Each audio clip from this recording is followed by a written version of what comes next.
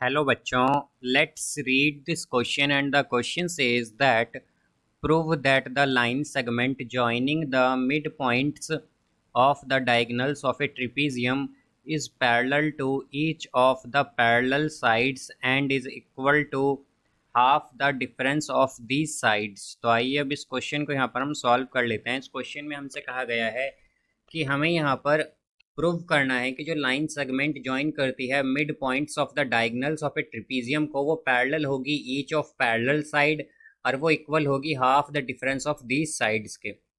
तो यहाँ पर हम की कॉन्सेप्ट यूज़ करेंगे, concept mid point theorem. Mid point theorem. तो मिड पॉइंट थ्योरम के अकॉर्डिंग हमारे पास क्या होता है कि अगर हमारे पास यहाँ पर ये एक ट्रायंगल है, लेट्स सपोज कि एक ट्रायंगल है हमारे पास, इसे हम मान लेंगे यहाँ पर पी क्यू आर। इसमें ये पॉइंट है हमारे पास एस जो कि मिड पॉइंट है पी क्यू का, और यहाँ पर जो पी आर का मिड पॉइंट है वो है टी। तो अगर हम एस टी को ज्वाइन करें तो एस टी क्या है, ये पैरेलल होगी क्यू आर के, बिकॉज यहाँ पर एस और टी क्या है, मिड पॉइंट है पी क्यू और पी आर के। और इसी तरह एस टी जो है ये इक्वल होगी हाफ ऑफ क्यू आर के। ये हमारे पास मिड पॉइंट थ्योरम से आता है। अब यहाँ पर हम अगर देखें तो हमारे पास क्या कहा गया है कि हमारे पास एक ट्रिपीजियम है।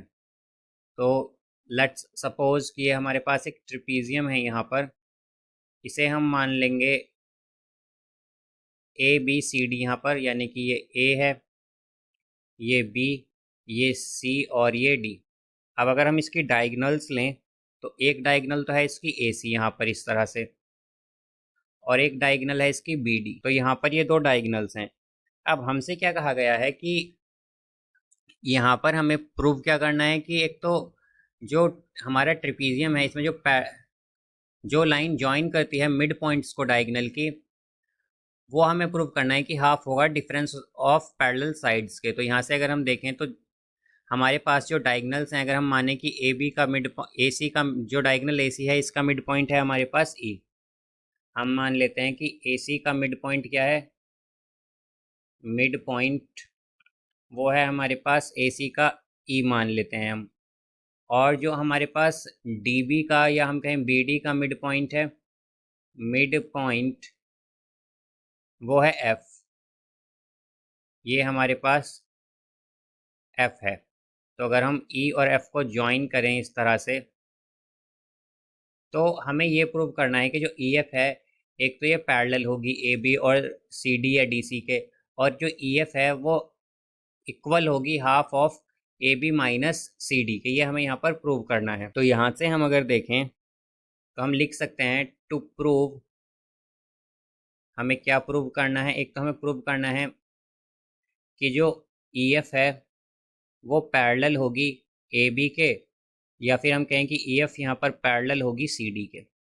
और इसी तरह हमें क्या प्रूव करना है कि जो ई एफ है ये इक्वल होगी half of A B minus C D के। ये हमसे यहाँ पर क्वेश्चन में कहा गया है। तो अब अगर हम देखें तो यहाँ पर हम जो यहाँ पर डी है इसे हम ज्वाइन करेंगे पहले ई से इस तरह से, और ई को हम ज्वाइन कर देंगे फिर यहाँ पे जी पे इस तरह से। तो यहाँ से हम अगर देखें तो हमारे पास ये इस तरह से आएगा। तो यहाँ पर हम अगर ट्राइंगल कंसीडर करें, इन ट्रायंगल अगर हम लेते हैं तो ए ई जी, अगर हम एक ट्रायंगल लें ए ई जी और अदर ट्रायंगल ले लें हम C E D, triangle C E D, तो इन दो ट्रायंगल्स में हमारे पास क्या होगा कि जो एंगल ए ई जी है ये इक्वल होगा एंगल सी ई डी के, सी ई डी के। बिकॉज ये दोनों यहाँ पर ये दोनों एंगल कैसे हैं, ये वर्टिकली अपोजिट एंगल हैं। और वर्टिकली अपोजिट एंगल्स कैसे होते हैं, ये इक्वल होते हैं, वर्टिकली अपोजिट एंगल्स जो कि इक्वल होते हैं, इसलिए यहाँ पर ये इक्वल होंगे। अब इसी तरह से अगर हम देखें तो हमारे पास एंगल ई सी डी जो है ये इक्वल हो जाएगा एंगल ई ए जी के, ई ए जी के। बिकॉज ये कैसे एंगल हैं, ये ऑल्टरनेट एंगल्स हैं, और हम जानते हैं कि ऑल्टरनेट एंगल्स क्या होते हैं, हमारे पास इक्वल होते हैं, ऑल्टरनेट एंगल्स। और यहाँ पर हमारे पास जो ए ई है वो इक्वल होगा ई सी के। ए ई जो है ये इक्वल होगा ई सी के, बिकॉज हमारे पास यहाँ पर ई जो है वो मिड पॉइंट है ए सी का। ई क्या है? ई यहाँ पर मिड पॉइंट है ए सी का। तो अगर ई यहाँ पर मिड पॉइंट है ए सी का, तो हमारे पास जो ए ई और ई सी हैं दोनों क्या हो जाएंगे? इक्वल हो जाएंगे। तो अब अगर हम देखें तो हमारे पास क्या है, दो तो एंगल्स और एक साइड हमारे पास इक्वल आई है, तो हम क्या कह सकते हैं कि ट्रायंगल ए ई जी जो है, ए ई जी ये कॉन्ग्रुएंट हो जाएगा हमारे पास ट्रायंगल सी ई डी के, सी ई डी के by by side angle congruency से, कॉन्ग्रुएंसी से। तो हमारे पास ये दोनों ट्राइंगल्स क्या हो गए? कॉन्ग्रुएंट हो गए हैं यहाँ पर। अब यहाँ पर हमारे पास अगर ये दो ट्राइंगल कॉन्ग्रुएंट हैं तो हम क्या कहेंगे कि डी ई जो है वो इक्वल होगा ई जी के। ये आएगा from C P C T by C P C T से। और या फिर हम ये कह सकते हैं कि हमारे पास सी पी सी टी से एक और क्या आ जाएगा कि हमारे पास ए जी जो है ये इक्वल होगा सी डी के, बिकॉज हमारे पास यहाँ पर ये सी पी सी टी से आएगा by C P C T, because जो ट्राइंगल्स हैं हमारे पास ए ई जी और सी ई डी ये कॉन्ग्रुएंट हैं, तो इसलिए यहाँ पर डी ई इक्वल होगा ई जी के और ए जी इक्वल होगा सी डी के। अब यहाँ पर हम अगर ट्राइंगल लें D G B, in triangle D G B, तो डी जी बी में क्या होगा? हमारे पास ई जो है वो मिड पॉइंट है। ई क्या है? मिड पॉइंट है हमारे पास जी बी का, of D G, actually D G का। तो और एफ क्या है?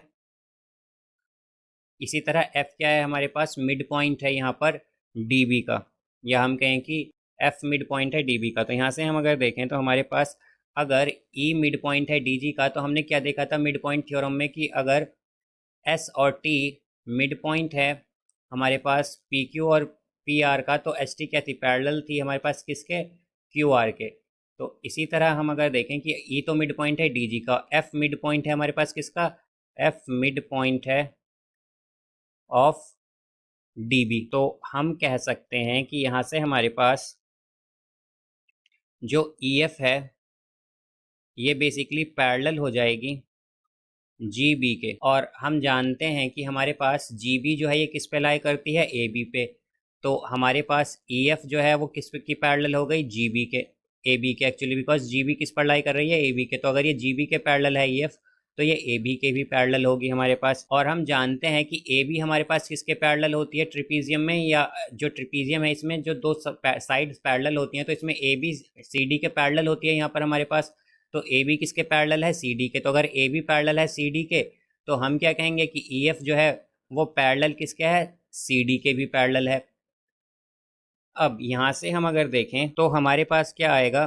हमारे पास आएगा, जैसे कि हम जानते हैं हमने मिड पॉइंट थ्योरम में सेकंड क्या देखा था कि एस टी इक्वल आया था हाफ ऑफ क्यू आर के। तो इसी तरह हम यहाँ पर कहेंगे कि ई एफ हमारे पास इक्वल होगा हाफ ऑफ जी बी के, जी बी के। अब अगर हम जी बी देखें इस डायग्राम में, तो जी बी क्या है हमारे पास? ए बी माइनस ए जी है। जी बी हमारे पास ई एफ जो होगा ये हो जाएगा हाफ ऑफ जी बी क्या है? ए बी माइनस ए जी है। जी बी आ जाएगा, ये हमारे पास जी बी बेसिकली क्या आया है? ए बी माइनस ए जी। और जैसा कि हमने देखा था कि हमारे पास ए जी क्या आया था? ए जी इक्वल है सी डी के। तो हम कह सकते हैं कि ये क्या हो जाएगा हमारे पास? ई एफ हो जाएगा half of A B minus C D. ये आ गया हमारे पास। अब अगर हम देखें तो हमें प्रूव क्या करना था? हमें यही प्रूव करना था कि जो ई एफ है वो पैरेलल होगी ए बी के और ई एफ पैरेलल होगी सी डी के। तो यहाँ से हम देख सकते हैं हमने ये प्रूव किया है कि ए बी ई एफ जो है वो पैरेलल है ए बी के और ई एफ पैरेलल है सी डी के। और सेकंड पार्ट हमें क्या प्रूव करना था कि ई एफ जो है वो इक्वल है half of A B minus C D के। तो यहाँ पर हमने ये भी प्रूव किया है कि ई एफ जो है वो इक्वल है half of A B minus C D के। तो हम क्या कहेंगे कि हैंस प्रूव्ड, बिकॉज यही हमें यहाँ पर प्रूव करना था। So I hope you understood it well. Best of luck. Thank you.